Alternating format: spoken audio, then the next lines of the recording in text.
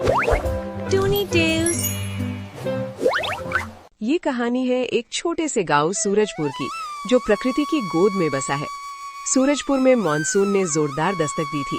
आज सुबह से ही आसमान में काले घने बादल ऐसे छाए थे जैसे सूरज को कैद कर लिया हो।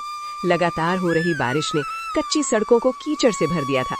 इसी मूसलाधार बारिश के बीच रघु अपनी पत्नी सीमा के साथ बैलगाड़ी से उतरकर कीचड़ भरे रास्ते पर चलते हुए कई सालों बाद अपने गांव लौट रहा था।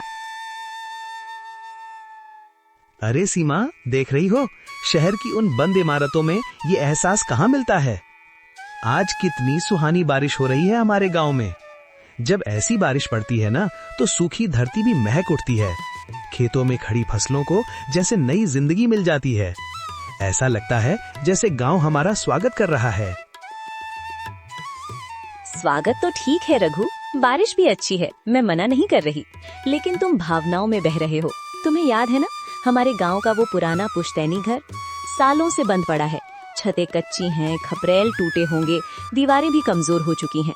बाहर खेत भले ही हरे हो जाएं, लेकिन मुझे डर है कि हमारे घर के अंदर भी सावन बरसने लगेगा। रात कहाँ गुजारेंगे हम?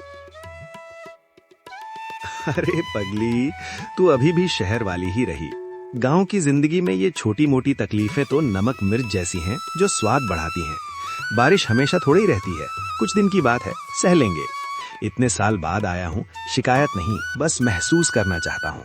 सब ठीक हो जाएगा, भरोसा रख। कीचड़ और पानी से बचते बचाते दोनों अपने पुराने घर के जर्जर दरवाजे पर पहुंचते हैं। रघु कांपते हाथों से ताला खोलता है।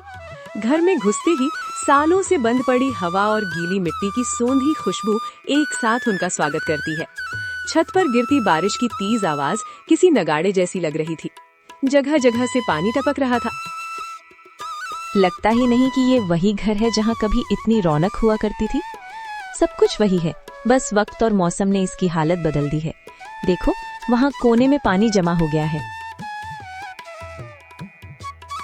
हाँ सीमा, वक्त बदलता है, घर पुराने होते हैं, लेकिन कितनी भी मुश्किलें क्यों ना हो, अपनी मिट्टी, अपने गांव की बात ही कुछ और होती है। यहाँ की हवा में जो अपनापन है, वो शहर के आलीशान फ्लैट में नहीं था। रघु, अपनापन अच्छा है, पर हकीकत भी देखनी होगी। भावनाओं से पेट नहीं भरता। मैंने अभी रसोइये में देखा, डिब्बे खाली हैं। हमारे पास बस इतना ही राशन है जो शायद कल तक चले। जेब भी खाली है। अब आगे क्या करेंगे? चूल्हा कैसे जलेगा? तुम सही कह रही हो सीमा, मैं यादों में कुछ ज्यादा ही खो गया था। पेट की आग तो बुझानी ही होगी। मुझे कल का इंतजार नहीं करना चाहिए, मुझे अभी निकलना होगा। कुछ ना कुछ काम तो गांव में मिल ही जाएगा। मैं ऐसे हाथ पर हाथ रखकर नहीं बैठ सकता। रघु गांव के मुख्य चौराहे की ओर निकल पड़ता है। वहां चाय की एक पुरानी दुकान पर गांव के कुछ लोग, बाबूलाल चाचा, मोहन, कालू और श्यामलाल बैठे थे। बाहर तेज बारिश थी और अंदर चाय की चुस्कियों के साथ गंभीर चर्चा चल रही थी। राम राम बाबूलाल चाचा, राम राम भाइयों। अरे आप सब यहाँ एक साथ, बड़ा अच्छा लगा सबको देखकर। अरे भाई, देखो देखो, अपनी आंखें मलो सब लोग। ये तो शहर वाला रघु है, वापस आ गया अपना लड़का। कितने साल हो गए बेटा, दाढ़ी में सफेदी आने लगी, तब जाकर गांव की याद आई। बस चचा, रोजी रोटी के चक्कर में शहर ने जकड़ लिया था। बहुत दिन हो गए, आज ही लौटा हूं। सोचा सबसे पहले अपनों से मिल लूं। ले, पहले गर्मा गर्म चाय पी। आजा रघु, बारिश में चाय और पुरानी बातें, बस यही तो गांव की असली दौलत है, जो शहर में नसीब नहीं होती। चाय तो अमृत है मोहन भाई, पर एक जरूरी बात पूछनी थी। सच कहूं तो हालात थोड़े तंग हैं। मुझे काम की सख्त जरूरत है। खेत का काम हो या मजदूरी, क्या यहां अभी कुछ मिल सकता है? काम? रघु, इस वक्त तो जान बचाना ही सबसे बड़ा काम है। काम मिलना मुश्किल है भाई। ऊपर से इस बार बारिश नहीं, आफत लग रही है। पिछले 3 दिन से सूरज नहीं दिखा। रघु, असली डर भूख या बेरोजगारी का नहीं है। असली डर उस पुराने बांध का है जो गांव के सिर पर मौत बनकर खड़ा है। बांध का क्या मतलब? वो तो मजबूत था ना, उसमें क्या हुआ? मजबूत था कभी, अब नहीं। उसमें बड़ी बड़ी दरारें पड़ चुकी हैं रघु। पानी का स्तर खतरे के निशान से ऊपर है। अगर बारिश नहीं रुकी और ज्यादा पानी आया तो वो दरारें खुल जाएंगी और फिर पूरा सूरजपुर इतिहास बन जाएगा। रघु के सवाल पर मोहन बताता है कि वे सब सरपंच हरदेव सिंह के पास गुहार लगाने गए थे। हरदेव सिंह गांव के सबसे अमीर और रसूखदार आदमी थे। हम सब गिड़गिड़ाए थे सरपंच के सामने। हमने कहा था कि मरम्मती करवा दो, लेकिन उस पत्थर दिल इंसान ने हमें धक्के मार कर निकाल दिया। अरे जाओ जाओ, तुम लोग हमेशा छोटी बात का बतंगड़ बनाते हो। बांध की मरम्मत कोई बच्चों का खेल है क्या? इसमें लाखों का खर्चा है। मेरे पास कोई कुबेर का खजाना नहीं गड़ा है और न ही सरकार ने अभी फंड भेजा है। ये फालतू का वहम पालना बंद करो और अपने घर जाओ। मैं अपनी जेब से ये खर्चा नहीं उठा सकता। सरपंच की ये बेरुखी और लालच सुनकर गांव वाले मायूस होकर लौट आए थे, ये जानते हुए कि वे एक टिक टिक करते बम पर बैठे हैं।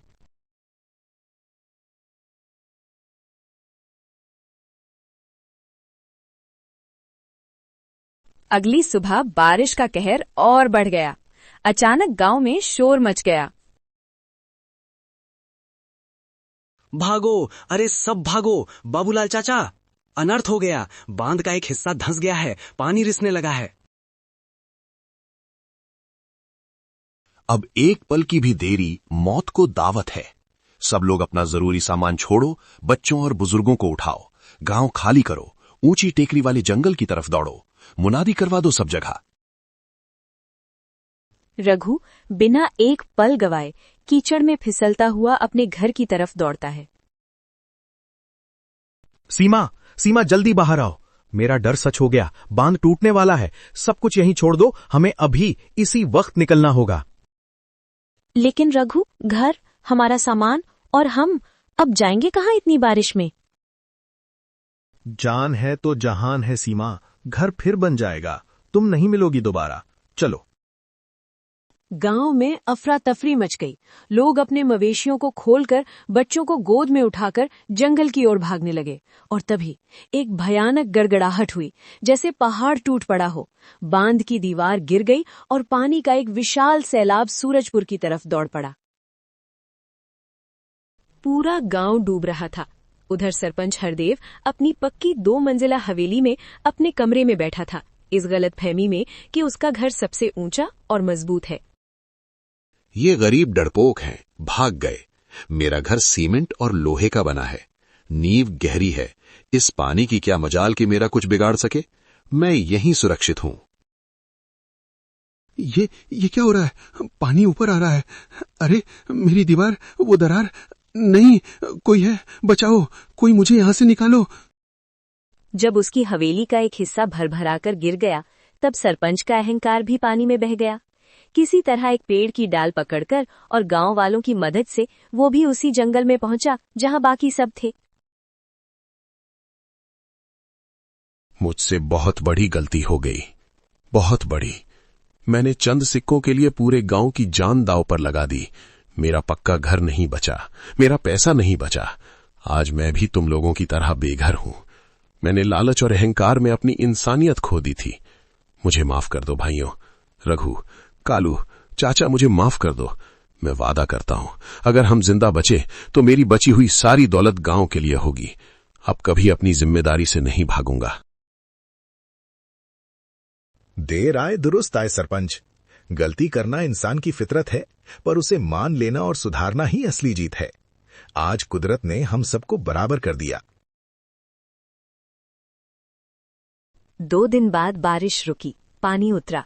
गांव वीरान हो चुका था, लेकिन हौसले नहीं टूटे थे। सरपंच ने अपना वादा निभाया। सबकी मदद से न सिर्फ घर बने, बल्कि एक मजबूत बांध भी तैयार हुआ। खेतों में फिर से हरियाली लौटी। उस दिन सूरजपुर ने तबाही देखी थी, लेकिन साथ ही एक बड़ी सीख भी सीखी कि विपत्ति में पैसा काम नहीं आता। काम आती है तो बस आपसी एकता, जिम्मेदारी और ईमानदारी। बादलों का वो इम्तिहान सूरजपुर के लोग पास कर चुके थे।